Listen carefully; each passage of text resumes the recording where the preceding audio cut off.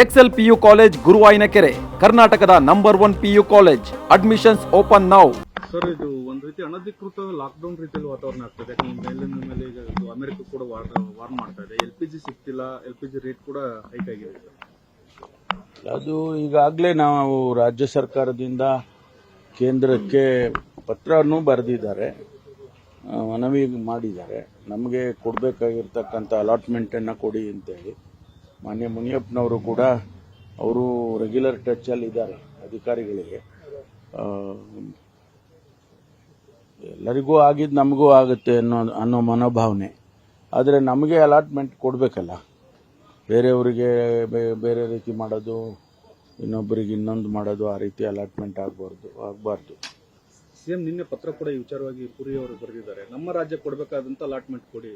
ಅಲ್ಲ, ಅದಕ್ಕೆ ಸ್ಪಂದಿಸಬೇಕಲ್ಲ ಕೇಂದ್ರ ಸರ್ಕಾರ. ಬಹುಶಃ ಈ ಚುನಾವಣೆ ಆದಮೇಲೆ ಮುಖ್ಯಮಂತ್ರಿಗಳು ಯಾರನ್ನಾದರೂ ಡೆಪ್ಯೂಟ್ ಮಾಡಬಹುದು ಕೇಂದ್ರಕ್ಕೆ. ಮುನಿಯಪ್ಪನವ್ರನ್ನ ಮತ್ತು ಅಧಿಕಾರಿಗಳನ್ನ ಡೆಪ್ಯೂಟ್ ಮಾಡಿ ಅವ್ರ ಜೊತೆ ಚರ್ಚೆ ಮಾಡಿ ಸಾಲ್ವ್ ಮಾಡೋದಕ್ಕೆ ಪ್ರಯತ್ನ ಮಾಡ್ತಾರೆ ಅಂತ ಅನ್ಕೊಳ್ತೀನಿ. ಈಗ ಪೊಲೀಸರ ಅಂತರ್ಜಿಲ್ಲಾ ವರ್ಗಾವಣೆಗೆ ಸಂಬಂಧಪಟ್ಟಂತೆ ಒಂದು 500ಕ್ಕೂ ಹೆಚ್ಚು ಮಂದಿ ಕಾನ್ಸ್ಟೇಬಲ್ಗಳು ದಯಾಮರಣಕ್ಕೆ ಕೋರಿ ರಾಜ್ಯಪಾಲರಿಗೆ. ಅದರ ಅಗತ್ಯತೆ ಇಲ್ಲಪ್ಪ. ಏನಾಗಿದೆ, ಅವರು ನಾರ್ತಲ್ಲಿ ಉತ್ತರ ಕರ್ನಾಟಕದಿಂದ ಬಂದು ಇಲ್ಲಿ ಆಯ್ಕೆ ಆಗಿರ್ತಾರೆ. ಅದಕ್ಕೆ ಒಂದು ನಿಯಮ ಮಾಡಿದ್ದಾರೆ. 7 ವರ್ಷ ಆದಮೇಲೆ ನಿಮಗೆ ಅರ್ಹತೆ ಬರುತ್ತೆ ಟ್ರಾನ್ಸ್ಫರ್ಗೆ ಅಂತ. ಅಂದಾಕ್ಷಣಕ್ಕೆ 7 ವರ್ಷ ಆದಮೇಲೆ ಎಲ್ಲರನ್ನೂ ತೆಗೆದು ಅಲ್ಲಿಗೆ ಹಾಕ್ಬಿಡ್ತೀವಿ ಅಂತ ಆಗೋದಿಲ್ಲ. ಅದರಲ್ಲಿ ಸೀನಿಯಾರಿಟಿ ನೋಡ್ತಾರೆ, ಯಾರ್ಯಾರು ಮೊದಲು ಕೇಳ್ಕೊಂಡಿದ್ದಾರೆ, ಆಮೇಲೆ ಪತಿ ಪತ್ನಿ ಪ್ರಕರಣ ಅಂತ ಇರುತ್ತೆ. ಅಂಥ ವಿಚಾರದಲ್ಲಿ ನಾವು ಪ್ರಯಾರಿಟಿ ಕೊಟ್ಟು ಮಾಡ್ತೀವಿ. ಅದಕ್ಕೆ ನಿಯಮ ಮಾಡಿದೆ. ನಿಯಮ ಉಲ್ಲಂಘನೆ ಮಾಡಬೇಕು ಅಂದರೆ ಅದು ಮಾಡೋಕ್ಕಾಗಲ್ಲ. ಅವರು ಆ ಸೀನಿಯಾರಿಟಿಗೆ ಬಂದಾಗ ಆಟೋಮೆಟಿಕ್ ಆಗಿ ಮಾಡಿಕೊಡ್ತಾರೆ. ಯಾವುದೇ ಗೊಂದಲ ಇಲ್ಲ. ಇವುಗಳು ಯಾರೋ ಗೊಂದಲ ಸೃಷ್ಟಿ ಮಾಡ್ಕೊಂಡ್ರೆ ಅದಕ್ಕೆ ಇಲಾಖೆ ಏನು ಮಾಡುತ್ತೆ? ನಿಯಮವನ್ನು ಸ್ಪಷ್ಟವಾಗಿ ಮಾಡಿದ್ದಾರೆ. 7 ಇಯರ್ಸ್ ಆದಮೇಲೆ ಮಾಡಿಕೊಡ್ತೀವಪ್ಪ, ಅದರಲ್ಲಿ ನೀವು ಪ್ರಯಾರಿಟೈಸ್ ಮಾಡ್ತೀವಿ ಅಂತ ಒಂದಷ್ಟು ನಿಯಮ ಮಾಡಿದ್ದಾರೆ. ಅದ್ರ ಪ್ರಕಾರ ಮಾಡ್ತಾರೆ. ಈಗಾಗಲೇ 300-400 ಜನನ ಮಾಡಿದ್ದೀವಿ. ಈಗ ಏನಾಗಿದೆ ನೋಡಿ, ನಿನ್ನೆ ರಿಕ್ರೂಟ್ಮೆಂಟ್ ಆಗಿದೆ. ಪೊಲೀಸ್ ಸಬ್ ಇನ್ಸ್ಪೆಕ್ಟರ್ಗೆ ಟ್ರೈನಿಂಗಲ್ಲಿ ಮೊನ್ನೆ ಪೆರೇಡ್ ಆಯಿತು. ಅವರೆಲ್ಲ ಪಾಸಿಂಗ್ ಔಟ್ ಪೀರಿಯಡ್ ಎಲ್ಲ ಆದರು. ನಾನು ಪಟ್ಟಿ ನೋಡ್ತಾ ಇದ್ದೆ, ಆಯ್ತಾ. ಅಲ್ಲಿಂದ ಸೆಲೆಕ್ಟ್ ಆಗಿರೋರು 327 ಜನ ಸೆಲೆಕ್ಟ್ ಆಗಿದೆ, ಟ್ರೈನಿಂಗಲ್ಲಿ ಪಾಸ್ ಔಟ್ ಆದರು ಉತ್ತರ ಕರ್ನಾಟಕದವರು. ಅದರಲ್ಲಿ 80 ಭಾಗ ಉತ್ತರ ಕರ್ನಾಟಕದ್ದು, 35 ಬಿಜಾಪುರ, ವಿಜಯನಗರ, ಆಮೇಲೆ 36 ಏನೋ ಗುಲ್ಬರ್ಗ, ಈ ಥರ ಒಂದೊಂದು ಜಿಲ್ಲೆಯಿಂದನೂ ದಕ್ಷಿಣ ಕನ್ನಡ ಜಿಲ್ಲೆಯಲ್ಲಿ ಇಬ್ಬರು ಸೆಲೆಕ್ಟ್ ಆಗಿದೆ. ಓನ್ಲಿ 2. ಕೂರ್ಗಲ್ಲಿ 2. ಈಗ ನಾವು ಅವ್ರನ್ನ ಇಲ್ಲಿಂದ ಉತ್ತರ ಕರ್ನಾಟಕದವ್ರನ್ನ ಅಲ್ಲಿ ಹಾಕ್ತೀವಿ, ಆಯ್ತಾ. ಅಲ್ಲಿ ವೇಕೆನ್ಸಿ ತುಂಬಬೇಕಲ್ಲ, ಹಾಕ್ತೀವಿ. ಹಾಕಿದಾಗ ಅವರಿಗೆ ನನಗೆ ಇಮಿಡಿಯೇಟ್ ಆಗಿ ಟ್ರಾನ್ಸ್ಫರ್ ಕೊಡಿ ಅಂದರೆ ಕೊಡೋದಿಲ್ಲ. 7 ವರ್ಷ ಆಗಬೇಕು. 7 ವರ್ಷ ಆದಮೇಲೆ ಕೂಡ ಅದನ್ನು ಮತ್ತೆ ಪ್ರಯಾರಿಟೈಸ್ ಮಾಡ್ತಾರೆ. ಅದರಿಂದ ಆ ಥರ ಎಲ್ಲ ದಯಾಮರಣ ಮಾಡುವಂಥ ಅಗತ್ಯ ಇಲ್ಲ. ನಾವು ನಿಮ್ಮ ನೆರವಿಗಿರ್ತೀವಿ. ನಿಮ್ಗೆ ಯಾವುದೇ ತೊಂದರೆ, ಬೇರೆ ರೀತಿಯಲ್ಲಿ ಯಾವುದೇ ತೊಂದರೆ ಆದರೆ ಅದನ್ನು ನಾನು ಸರಿಪಡಿಸ್ಕೊಡ್ತಕ್ಕಂಥ ಕೆಲಸ ಮಾಡ್ತೀನಿ. ಈ ಹುಬ್ಬಳ್ಳಿಯಲ್ಲಿ ಲವ್ ಜಿಹಾದ್ ಅನ್ನುವಂಥ ಕೇಸ್ಗಳೆಲ್ಲ ಬೆಳಕಿಗೆ ಬಂದಿದೆ ಸರ್. ಅಲ್ಲಿ ಹಿಂದೂ ಪರ ಸಂಘಟನೆಗಳೆಲ್ಲ ಹೋಗಿ ನೋಡಿ, ಅದರಲ್ಲಿ ಈಗಾಗಲೇ ಅದಕ್ಕೆ ಕ್ರಮ ತಗೊಂಡು ಅವ್ರನ್ನ ಅರೆಸ್ಟ್ ಮಾಡಿ ಅಲ್ಲಿ ಜಿಮ್ನೇಷಿಯಮಲ್ಲಿ ಯಾವ ಥರ ಘಟನೆ ಆಯಿತು ಅಂತ ಹೇಳಿ ಅವನ್ನೆಲ್ಲ ಅರೆಸ್ಟ್ ಮಾಡಿ ಅದ್ರ ಮೇಲೆ ಕ್ರಮ ತಗೊಳ್ತಿದ್ದಾರೆ. ಅದನ್ನ ಇಡೀ ರಾಜ್ಯದಲ್ಲಿ ಅದನ್ನ ಪ್ರಚಾರ ಮಾಡೋದಕ್ಕೆ ಕೆಲವರು ಹೊರಟಿದ್ದಾರೆ. ಅದು ಆಗಬಾರ್ದು. ಅದು ನಾವು ಕಾನೂನು ಪ್ರಕಾರ ಏನು ಕೆಲಸ ಮಾಡಬೇಕು ಅದನ್ನು ಮಾಡ್ತಾರೆ ಪೊಲೀಸವರು. ಹಿಂದೂ ಪರ ಸಂಘಟನೆಗಳು ಮುಸ್ಲಿಂ ಜಿಮ್ಗಳು ಎಲ್ಲದಕ್ಕೂ ನಾವು ಹಿಂದೂ ಮುಸ್ಲಿಂ ಅಂತ ಮಾಡೋದು ಸರಿ ಕಾಣಿಸಲ್ಲ. ಎಲ್ಲೆಲ್ಲಿ ಆದ್ರೆ ಆ ರೀತಿ ಘಟನೆಗಳು ನಡೀತವೆ ಅದನ್ನ ನಾವು ಆದಷ್ಟು ಹತ್ತಿಕ್ಕುವಂತ ಕೆಲಸ ಮಾಡ್ತೀವಿ. ಎಲ್ಲದಕ್ಕೂ ಹಿಂದೂ ಮುಸಲ್ಮಾನ್ ಈ ಥರ ಮಾಡಬಾರ್ದು. ಎಲ್ಲಿ ಆ ಥರ ಆಗುತ್ತೆ ಅದನ್ನ ಕಂಡೆಮ್ ಮಾಡೋಣ. ಆದರೆ ಎಲ್ಲದಕ್ಕೂ ಅದನ್ನ ತರುವಂಥ ಅಗತ್ಯ ಇಲ್ಲ.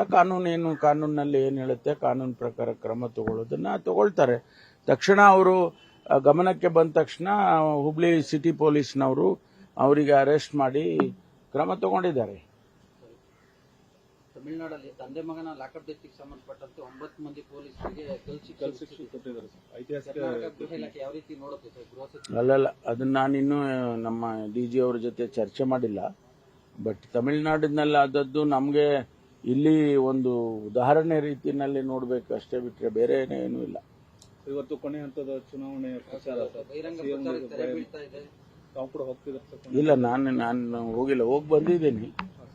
ಮತ್ತೆ ತಿರುಗಿ ಇವತ್ತು ಏನು ಹೋಗ್ತಾ ಇಲ್ಲ. ಮುಖ್ಯಮಂತ್ರಿಗಳು ಅಲ್ಲೇ ಇದ್ದಾರೆ ಬಾಗಲಕೋಟೆನಲ್ಲಿ. ಬಾಗಲಕೋಟೆ ಟಫ್ ಅನ್ನುವಂಥದ್ದು ಒಂದು ವರದಿಗಳು ಬರ್ತಾ ಇದೆ ಕಾಂಗ್ರೆಸ್ಗೆ ಸರ್. ಎಲೆಕ್ಷನ್ ಅಂದ್ರೇನೆ ಟಫು, ಅದನ್ನ ಗೆದ್ಕೊಂಡು ಬರೋದೇ ಅಲ್ವಾ. ಸೊ 2 ಕ್ಷೇತ್ರದಲ್ಲಿ ನಾವು ಗೆದ್ದಿದ್ದೇವೆ. ನಮಗೆ ಈಗ ಬಂದಿರುವಂತ ಮಾಹಿತಿ ಪ್ರಕಾರ 2 ಕ್ಷೇತ್ರದಲ್ಲಿ ನಾವು ಗೆದ್ದಿದ್ದೇವೆ, ಅದರಲ್ಲಿ ಏನು ಅನುಮಾನ ಇಲ್ಲ. ಮೈಸೂರಲ್ಲಿ ಸ್ಟೇಟ್ಮೆಂಟ್ ಮಾಡಿದ್ದಾರೆ, ಸಿದ್ದರಾಮಯ್ಯ 2 ವರ್ಷ ಇರ್ತಾರೆ ಅಂತ. ಹೈಕಮಾಂಡ್ ಅಂತದೊಂದು ಏನಾದ್ರು ಸುಳಿ ಕೊಟ್ಟಿದೆಯಾ ಸರ್, ಅಥವಾ ತಿರ್ಗಾ ಯಾಕೆ ಹೇಳ್ಬೇಕು ಅದನ್ನ? ನೆನ್ನೆ ಹೇಳಿದ್ ಮುಗಿದೋಯ್ತು. ಸಚಿವ ಸಂಪುಟ ಪುನರ್ರಚನೆ ಆಗುತ್ತೆ ಹಾಗಿದ್ರೆ ಸರ್? ಗೊತ್ತಿಲ್ಲಪ್ಪ, ಅದನ್ನ ಏನ್ ಮಾಡ್ತಾರೆ ಅಂತ ಹೇಳಿ ನಾನು ಹೇಳಕ್ಕಾಗುತ್ತಾ? ಹೈಕಮಾಂಡ್ನವರು ನೋಡಿ, ಮುಖ್ಯಮಂತ್ರಿಗಳು ಹೈಕಮಾಂಡ್ನವರು ಅವರು ತೀರ್ಮಾನ ಮಾಡೋದು. ಇದನ್ನ ಪದೇ ಪದೇ ನೀವು ಕೇಳ್ತಾ ಇರೋದು, ಅದನ್ನೇ ಹೇಳೋದು, ನಾವು ಅದನ್ನೇ ಹೇಳೋದು, ಅದೇನು ಅದು ನಿಮಗೂ ಸಮಾಧಾನ ಇಲ್ಲ, ನಮಗೂ ಸಮಾಧಾನ ಇಲ್ಲ. 2 ವರ್ಷ 2.5 ವರ್ಷಕ್ಕೆ ಪುನರ್ರಚನೆ ಆಯ್ತ್ರಿ, ಹೇಳಿದ್ದೀನಿ ನೆನ್ನೆ, ಮುಗೀತು. ಮತ್ತೆ ಯಾಕೆ ಕೇಳ್ತೀರ ಅದನ್ನ? ಪುನರ್ರಚನೆ why do you want me to repeat it? ಸಂಪುಟ ಪುನರ್ರಚನೆ ಅಂತ ಕೇಳ್ತಾ ಇರೋದು ಈಗ. ಆಯ್ತು, ಅವರು ಮುಖ್ಯಮಂತ್ರಿಗಳು ಮತ್ತು ಹೈಕಮಾಂಡ್ನವರ ವಿವೇಚನೆಗೆ ಬಿಟ್ಟಿರೋದು. ಯಾವುದೇ ತೀರ್ಮಾನ ನಾನು ಹೇಳಕ್ಕಾಗತ್ತಾ? ಸರ್, ಯಾಕೆಂದ್ರೆ ನೀವು ಹೇಳಿದ್ ಹೌದು, ನಮ್ಗೆ ಗೊತ್ತಿದ್ದು ನಾವು ಹೇಳ್ತೀವಪ್ಪ. ಅಲ್ಲ ಸರ್, ಫಸ್ಟ್ ನಮ್ಮ ಅನಿಸಿಕೆನೆ ಎಲ್ಲ ಹೈಕಮಾಂಡ್ ಮಾಡ್ಬಿಡುತ್ತಾ, ಅಥವಾ ನಮ್ಮ ಅನಿಸಿಕೆನೆ ನಡೆದೋಗುತ್ತಾ? ಅಲ್ಲಿ ನಾವು ಎಲ್ಲ ಗಮನಿಸುತ್ತೆ ಅಂತ ಅಂದ್ಕೊಳ್ತೀವಿ ನಾವು, ಆದ್ರೆ ನಾವು ಇಲ್ಲಿ ಏನ್ ನಡೆಯುತ್ತೆ ಅನ್ನೋದ್ರ ಮೇಲೆ ನಾವು ಹೇಳ್ತೀವಿ. ಹೈಕಮಾಂಡ್ ಅಲ್ಲಿ ಏನ್ ನಡೆಯುತ್ತೆ ಅಂತ ನಮಗೆ ಹೇಳಕ್ಕಾಗುತ್ತೆ? ಊಹೆ ಮಾಡಿಕೊಂಡು ಸ್ಪೆಕ್ಯುಲೇಟ್ ಮಾಡಿ ಹೇಳಿ ಅದಕ್ಕೆ ದಿನ ಬೆಳಗ್ಗೆ ಆದ್ರೆ ಅದಕ್ಕೆ ಸ್ಟೇಟ್ಮೆಂಟ್ಗಳು ಕೊಟ್ರೆ ಅದಕ್ಕೇನು ಅರ್ಥವೇ ಇರಲ್ಲ. ಫಸ್ಟ್ ಟೈಮ್ ಗೆದ್ದಿರೋರು ಮತ್ತೆ ಸೀನಿಯರ್ಸ್ MLAಗಳು ಪ್ರತ್ಯೇಕವಾಗಿ ಹೈಕಮಾಂಡ್ ಭೇಟಿ ಮಾಡಕ್ ಅದನ್ನು ಗಮನಿಸ್ತಾರ್ರಿ. ನಾನು ಹೇಳ್ತೀನಿ ಕೇಳಿ, ನಿಮ್ಗೆ ಹೈಕಮಾಂಡ್ ಯಾವ ರೀತಿ ಫಂಕ್ಷನ್ ಮಾಡುತ್ತೆ ಅನ್ನೋದನ್ನ ಹೇಳ್ತೀನಿ ನಿಮ್ಗೆ. ಅವರು ಗಮನಿಸ್ತಾರೆ. ಈಗ ಫಸ್ಟ್ ಟೈಮರ್ಸ್ ಬಂದು ನಮಗೂ ಮಂತ್ರಿ ಮಾಡಿ ಅಂದ್ರು, 2 ಸಾರಿ 3 ಸಾರಿ ಗೆದ್ದಿರೋರು ನಮಗೂ ಮಂತ್ರಿ ಮಾಡಿ ಅಂದ್ರು. ಅವರೆಲ್ಲ ಬೇರೆ ಬೇರೆ ರೀತಿಯಲ್ಲಿ ಡಿನ್ನರ್ ಸೇರ್ಕೊಂಡು ಚರ್ಚೆ ಮಾಡಿದ್ರು. ಅದೆಲ್ಲ ಹೈಕಮಾಂಡ್ಗೆ ಗಮನಕ್ಕೆ ತಂದಿದ್ದಾರೆ. ಅದನ್ನ ಅವರು ಯಾವ ರೀತಿ ಕ್ರಮ ತಗೋಬೇಕು, ಅವ್ರನ್ನ ಯಾವ ರೀತಿ ಸಮಾಧಾನ ಮಾಡಬೇಕು ಅದೆಲ್ಲ ಮಾಡ್ತಾರೆ. ಜನರಲ್ ಸೆಕ್ರೆಟರಿ ಇನ್ಚಾರ್ಜ್ ಅಂತ ಒಂದು ರಾಜ್ಯಕ್ಕೆ ನೇಮಕ ಮಾಡಿರುತ್ತಾರೆ, ಅವರು ವರದಿ ಕೊಡ್ತಾರೆ. ಅವರ ಹಂತದಲ್ಲೇ ಅದನ್ನ ಸರಿಪಡಿಸೋದಾದ್ರೆ ಮಾಡ್ತಾರೆ. ಇದೆಲ್ಲ ನಮ್ಮಲ್ಲಿ ಕಾಂಗ್ರೆಸ್ ಪಾರ್ಟಿಯಲ್ಲಿ ಏನು ಹೊಸದಲ್ಲ. ಇದು ಎಲ್ಲ ರಾಜ್ಯಗಳಲ್ಲೂ ಅಧಿಕಾರ ಮಾಡುವಾಗ ಅನೇಕ ಸಂದರ್ಭದಲ್ಲಿ ಇಂಥ ಘಟನೆಗಳು ನಡೀತಾವೆ.